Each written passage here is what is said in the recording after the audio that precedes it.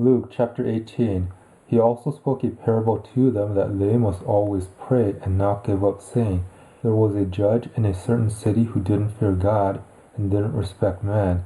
A widow was in that city, and she often came to him, saying, Defend me from my adversary.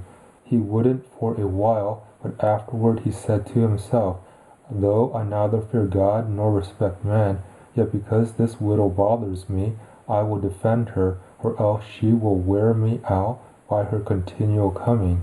The Lord said, Listen to what the unrighteous judge says. Won't God avenge his chosen ones, who are crying out to him day and night, and yet he exercises patience with them? I tell you that he will avenge them quickly. Nevertheless, when the Son of Man comes, will he find faith on the earth? He spoke also this parable to certain people who were convinced of their own righteousness, and who despised all others. 2 men went up into the temple to pray. One was a Pharisee, and the other was a tax collector. The Pharisee stood and prayed to himself like this, God, I thank you that I am not like the rest of men, extortionists, unrighteous, adulterers, or even like the tax collector. I fast twice a week. I give tithes of all that I get. But the tax collector, standing far away, wouldn't even lift up his eyes to heaven, but beat his breast, saying, God, be merciful to me, a sinner. I tell you, this man went down to his house justified rather than the other. For everyone who exalts himself will be humbled, but he who humbles himself will be exalted. They were also bringing their babies to him, that he might touch them. But when the disciples saw it, they rebuked them. Jesus summoned them, saying, Allow the little children to come to me, and don't hinder them, for God's kingdom belongs to such as these. Most certainly I tell you, whoever doesn't receive God's kingdom like a little child, he will in no way enter into it. A certain ruler asked him, saying, Good teacher, what shall I do to inherit eternal life? Jesus asked him, Why do you call me good? No one is good except one, God. You know the commandments. Don't commit adultery, don't murder, don't steal, don't give false testimony, honor your father and your mother. He said, I have observed all these things from my youth up. When Jesus heard these things, he said to him, You still lack one thing.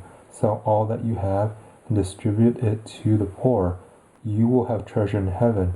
Come follow me. But when he heard these things, he was very sad, for he was very rich. Jesus, seeing that he became very sad, said, How hard it is for those who have riches to enter into God's kingdom. For it is easier for a camel to enter into a needle's eye than for a rich man to enter into God's kingdom. Those who heard it said, Then who can be saved? But he said, The things which are impossible with men are possible with God. Peter said, Look, we have left everything and followed you. He said to them, Most certainly I tell you, there is no one who has left house, or wife, or brothers, or parents, or children for God's kingdom's sake, who will not receive many times more in this time, and in the world to come, eternal life.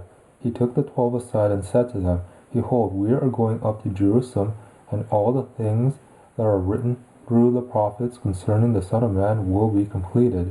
For he will be delivered up to the Gentiles, will be mocked, treated shamefully, and spit on. They will scourge and kill him. On the 3rd day he will rise again. They understood none of these things. This saying was hidden from them, and they didn't understand the things that were said. As he came near Jericho, a certain blind man sat by the road begging. Hearing a multitude going by, he asked what this meant. They told him that Jesus of Nazareth was passing by. He cried out, Jesus, you son of David, have mercy on me. Those who led the way rebuked him that he should be quiet. But he cried out all the more, You son of David, have mercy on me. Standing still, Jesus commanded him to be brought to him.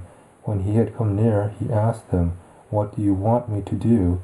He said, Lord, that I may see again. Jesus said to him, Receive your sight, your faith has healed you. Immediately he received the sight and followed him, glorifying God. All the people, when they saw it, praised God.